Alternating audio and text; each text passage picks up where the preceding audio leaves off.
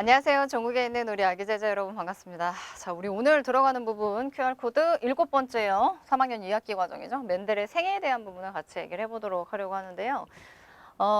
지금 배우고 있는 부분이 이제 생식과 유전 파트일 거예요. 지금 중학교 3학년 2학기 과정. 생식과 유전 파트로 들어가는 부분에서 맨델이 얘기했었던 그 맨델의 유전 법칙에 대한 부분은 우리가 안 하고 넘어갈 수가 없는데 시험 문제 나와요. 나중에 고등학교 올라가서 여러분들 생명과학원 선택하게 되면 그때 또 다시 한번 볼 기회가 있을 겁니다. 오케이? 그래서 이 맨델이라고 하는 학자가 도대체 어떤 학자이고 어떤 생애를 이렇게 지나쳐 왔는지, 그렇죠? 그리고 우리 교과서에 어떻게 실리게 됐는지에 대한 부분까지 해서 좀 배경 지식을 설명을 좀 해드리려고 해요. 네. 맨델이라고 하는 학자는 이제 오스트리아 출신이고요. 그래서 여기 지금 1822년에서 1884년까지라고 지금 나와 있는 거 보이시죠? 이렇게 뭐 이렇게 기울어져서 쓰여 있는 것처럼 보이지? 그치? 오스트리아 사람이에요. 그리고 이 사람은 이제 아버지의 의견을 최대한 따라가지고 사실 과학을 굉장히 좋아했었던 사람이기는 한데 이제 성직자로 활동을 하셨던 분이에요. 그래서 빈 대학 중학교 교사라고 지금 선생님이 써드렸는데 과학을 좋아하다 보니까 그쪽 관련해서 계속 공부를 했고, 그 다음에 성당에서 일을 하면서도 그 성당 뒤편에다가 텃밭을 읽어가지고 거기에서 이제 조그만하게 계속해서 몰래 실험을 좀 많이 했어요, 이분이. 그래서 뭐 그동안 계속 공부한 부분도 있고 하니까 뭐 당연히 고등학교 교사 정도는 뭐 할 수 있지 않을까라고 이제 생각을 하고 계속해서 시험을 봤지만 계속 낙방을 해요. 네? 그러니까 생물은 정말 잘했는데 그 나머지 과목이 좀 취약했었다라는 얘기가 있어요. 그래가지고 고등학교 교사 자격은 안 되고 그러다 보니까 이제 중학교 교사로 계속해서 이제 활동을 했었죠. 원래 교수를 하고 싶었던 사람이었을 거야. 그치? 근데 이제 뭐 지금 성직자로 활동을 하고 있으니까 교수까지는 조금 무리라고 생각을 했는지 고등교사 자격 시험을 봤지만 여하튼 낙방을 했다. 본인 스스로도 굉장히 답답했겠죠. 그래서 이제 중학교 교사로 활동을 하는데 여기 지금 보시게 되면 이 사람이 맨델의 유전 법칙을 정리한 사람이잖아요. 유전 법칙. 근데 이거 비하인드 스토리가 있어요, 얘들아. 유전 법칙, 맨델의 유전 법칙 하면 사실 제일 먼저 떠오르는 게 이 사람이 선택한 실험 재료. 그치? 신이 내린 선물이라고 얘기를 했었는데 그게 완두였거든요. 완두? 다 기억하고 계시죠? 뭐 대립형질이 또렷하다는 둥, 그 다음에 뭐 한 세대가 짧다는 둥, 여러 가지 이제 장점들을 우리가 교과 과정에서 열심히 공부를 했었어요. 다 기억하고 계세요?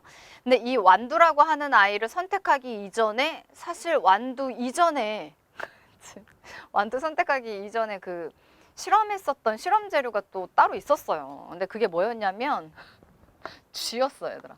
쥐를 가지고 실험을 하다가 결국에는 이제 완두로 갈아타기를 한 건데 이때 당시에 이제 성당 뒤에다가 이제 실험실을 꾸려놓고 쥐를 가지고 계속 실험을 했었어요. 근데 이게 자꾸 성당에 이제 소문이 도는 거야. 뒤에서 어떤 신부님이 쥐를 키우는 것 같더라. 그러니까 실험이라고는 사람들이 생각을 못했던 거죠. 그리고 이제 쥐가 가만히 있나요? 소리를 내잖아요. 그렇죠? 그러니까 이런 것들이 자꾸 이제 소문이 나다 보니까 쥐를 가지고 실험을 하면 안 되겠다. 그럼 사람들의 그 소문도 나지 않으면서 그러니까 성당이라고 하는 공간 자체가 굉장히 성스럽고 뭔가 그런 온화한 분위기인데 거기서 뒤에서 쥐를 키운다라는 게 약간 좀 매치가 좀 잘 안 되지 않나요?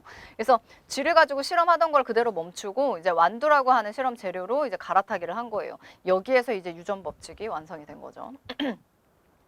그 사이에 뭐 이런 일들도 있었고. 그래서 1865년 유전 법칙이 완성됐다라고 얘기를 하고 있죠. 그렇죠? 쥐 가지고 실험했다가 망했어. 그래서 이제 완두로 갈아타기를 하게 됐고 그다음에 이제 논문을 쓰게 되는데 중요한 거는 이 사람이 이제 논문을 쓴 다음에 학회에 나가서 이제 사람들 앞에서 발표를 하게 될 거거든요.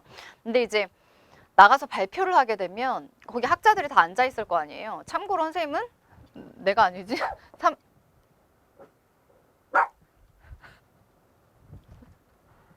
혜리야, 너 짖으면 어떡해. 지금 오늘 촬영하고 있잖아. 조용히 하란 말이 알았지? 일로 와. 정말 더럽게 안 들어. 그러니까 이 유전법칙이라고 하는 게 죄송해요. 그러니까 학회에 나가서 이제 발표를 하는데 이 멘델이라고 하는 사람은 사실 학자의 느낌보다는 성직자의 느낌이 되게 강한 사람이거든요. 그러니까 성직자가 나와서 나 지금 뭐 유전 법칙에 대한 부분을 정리를 했어라고 이제 사람들 앞에서 발표를 하는데, 이거 우리 이제 내신 특강에서 수업 열심히 들은 학생들은 알겠지만 뭐 라지 A 스몰 A, 라지 B 스몰 B, 라지 R 스몰 R 계속해서 이런 스펠링이 계속 나와요. 그 다음에 이제 확률에 대한 부분 얘기를 하는데, 거기에서 뭐 100개 중에서 뭐 20개가 나오고, 이거는 잡종이라고 할 거고, 이거는 우성이라고 내가 이름을 명명했어, 이거는 열성이지 라고 얘기를 했을 때 어때요? 너희들이 그 학회에 앉아있는 학자라고 했을 때 좀 귀담아서 들었을까? 그때 당시에 인정 못 받았어요. 그러니까 사람들의 우스갯거리가 됐어요. 그러니까 이 사람이 이 멘델의 유전 법칙에 대한 부분은 사람들한테 설명을 하는데 사실 이게 쉬운 이론이 아니에요. 그러다 보니 실제로 사람을 가지고 실험하는 걸 보여줄 수도 없고, 그러다 보니까 너희들 이제 교과서 보게 되면 그 탐구 활동 있잖아요. 수행평가를 나중에 하게 될 건데, 주머니 2개를 준비해서 흰 바둑돌하고 검은색 바둑돌 집어넣고 거기에서 무작위로 뭐 하나씩 뽑아가지고 이게 나올 확률, 저게 나올 확률, 요거 했었던 부분이 기억이 나셔야 돼요. 오케이? 그걸 이제 교과서 상에다가도 실어놨는데, 그 실제로 멘델이라고 하는 학자가 학회에 나가서 발표할 때, 사람들한테 설명할 때 써먹었던 방법이에요. 주머니 2개 준비하고 여기에다 이제 흰 돌하고 그 검은색 바둑돌을 무작위로 섞어놓은 상태에서 뽑는 거지. 그랬을 때 이게 나올 수 있는 확률이 몇 퍼센트고 뭐 몇 퍼센트고 이제 사람들한테 설명을 하는데, 자, 여기 바둑돌에는 라지알이라고 써 있어. 여기는 스몰알이라고 써 있지. 여기는 스몰알, 여기는 스몰알, 여기는 라지알이 나오고 라지알. 그러니까 똑같은 단어가 계속 반복적으로 나오죠. 굉장히 지루하게 느껴질 거고, 그리고 이론 자체가 그때 당시에 사람들이 듣기에는 어땠다? 어려웠어요.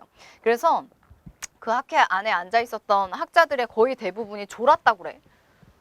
안 듣고. 그러니까 흥미가 없는 거죠. 쟤 도대체 뭐 하는 얘기, 무슨 소리인가. 그렇죠?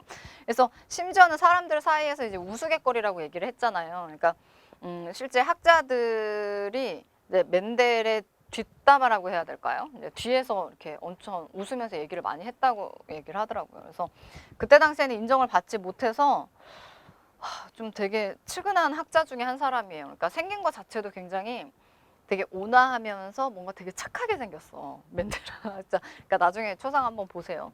그리고 성격이 되게 화통하고 그런 느낌보다는 약간 소심해. 사교성이 그렇게 좋은 스타일도 아니었고, 그리고 자꾸 실패를 맛봤잖아요. 그렇죠?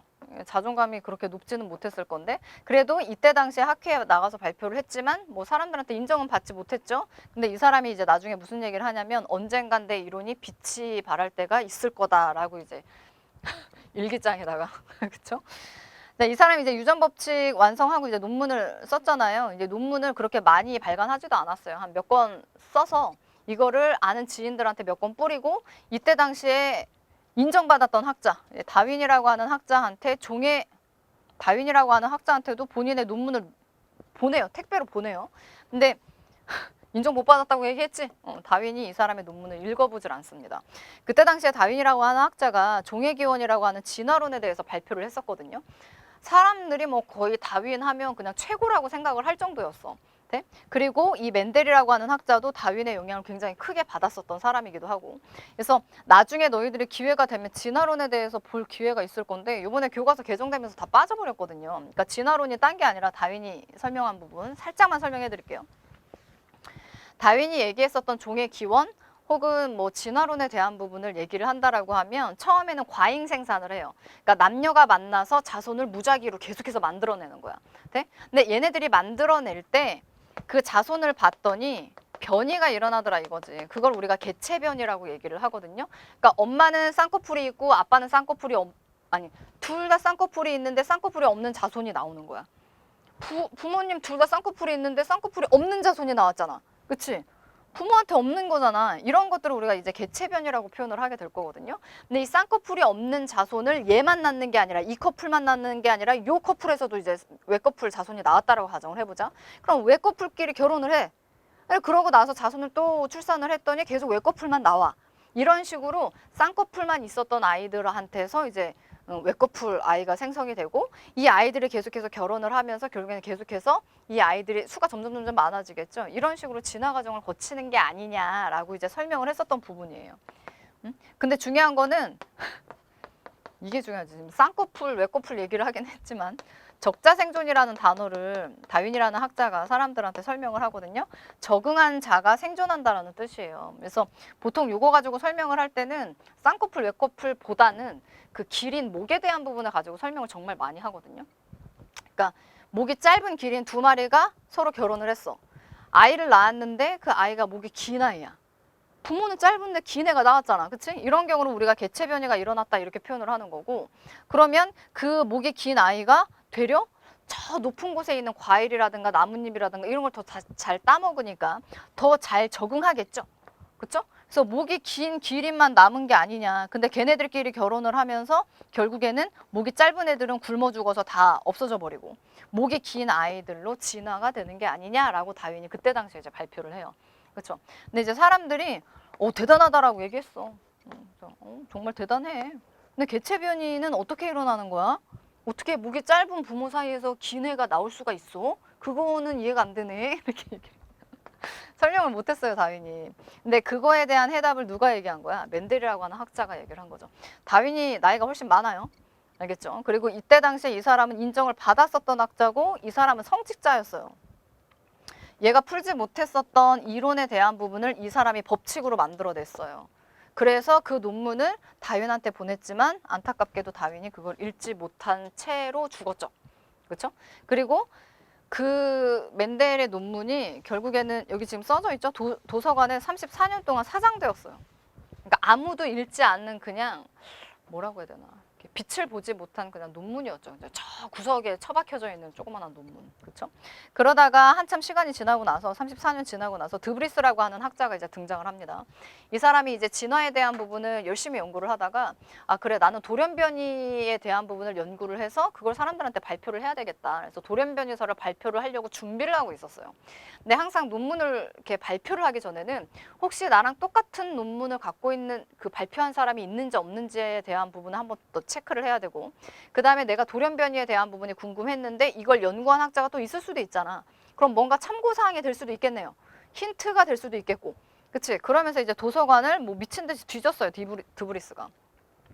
뒤졌는데 거기서 뭘 발견한 거야? 멘델의 이 유전법칙에 해당되는 논문을 발견하고 놀래죠. 그렇죠? 아, 나는 이제야 이거를 발견해서 사람들한테 발표를 하려고 하는데 34년 전에 이미 내 논문보다 완성도가 높은 논문이 발표가 됐었단 말이야. 그렇지? 그래가지고 그거를 이제 세상에 끄집어내서 야 멘델이라고 하는 학자 이미 죽었어요. 멘델은 이때 당시에는 멘델이라고 하는 학자가 이런 유전 법칙에 대한 부분을 발표를 했더라. 근데 내 돌연변이설에 들어가 있는 내용하고 서로 비교를 해봤을 때 비슷한 내용이고 이 사람 법칙에 맞춰서 내 논문을 해석을 하게 되면 이게 다 맞아 떨어진다라는 거지. 그치? 이게 돌연변이가 뭔지는 알죠? 부모한테 없었던 유전 인자가 자손한테 넘겨지는 거거든요. 그러니까 뭐 주변 환경에 따라서 무슨 뭐 스트레스라든가 뭐 임신 중에 엑스레이를 찍었다든가 뭐 내지는 방사능에 노출됐다든가 이런 여러 가지 이유로 인해서 돌연변이가 발생할 수 있어요. 여하튼 부모한테 없었던 유전 인자잖아요. 그걸 우리가 돌연변이라고 얘기를 해요. 돌연변이가 발생했다. 나중에 여러분들 고등학교 올라가시게 되면 유전자 돌연변이하고 염색체 돌연변이에 대한 부분을 공부를 하게 돼요. 여하튼 부모한테 없던 건 확실해요. 오케이? 그래서 그 부분에 대해서 발표를 하면서 이제 멘델의 이 유전 법칙에 해당되는 논문을 발견을 하게 됐고 그걸 사람들한테 보여주면서 이제 그제서야 멘델은 죽었는데 그렇죠? 인정을 받기 시작을 합니다. 그래서 이 멘델의 유전 법칙이 이 사람 논문 안에 적혀져 있는 여러 가지 용어들이라든가 법칙이라든가 이론들이 있죠. 그게 여러분들 교과서에 그대로 다 실려 있는 거예요. 그리고 조금 더 너희들이 쉽게 이해를 하고 정리를 했으면 하는 바람에 선생님이 노트에다가 이렇게 정리를 같이 해드렸거든요. 이건 선생님 노트예요. 오늘 약간 깔맞춤 같은 느낌이 좀 살짝 있는데. 그래서 이 안에 보시게 되면 선생님이 QR코드로 이제 멘델의 생애에 대한 부분 지금 여기 칠판에 있는 내용이거든요. 그 내용하고 그 다음에 이제 유전 용어. 우리가 알아야 될 유전 용어, 평상시에 잘 안 쓰는 용어들이에요. 요거에 대한 부분도 쭉 다 정리를 해드렸습니다. 유전 용어를 모르면 학교에서 수업 들을 때 무슨 말인지 하나도 이해 못합니다. 그래서 유전 용어, 그 다음에 이제 멘델의 가설로 들어가는 부분이 다음 8번째 QR코드에서 선생님이 또 다시 한번 설명을 해드릴 거예요. 이 사람이 그렇게 논문을 잘 썼다라고 하는데요. 도대체 어떤 논문이냐. 가장 중요한 엑기스만 싹싹싹 5문장 뽑아서 다음 QR코드에서 선생님이 설명해드릴 거예요. 아시겠죠? 여러분들 끝까지 들으셔야 돼요. 그래서 내신 특강을 통해서 우리 이제 시험 문제 나올 수 있는 내용 다시 한번 정리를 하고 멘델의 유전 법칙, 그 다음에 다음 QR코드로 들어가는 부분에서 멘델의 가설이 도대체 어떤 것들이었는지에 대한 부분 같이 정리를 해보도록 할게요. 오늘 중간에 해리 때문에 좀 정신이 사나웠는데 끝까지 여러분들 완강해 주시고 들어주셔서 너무너무 감사해요. 다음 강에서 볼게요. 안녕.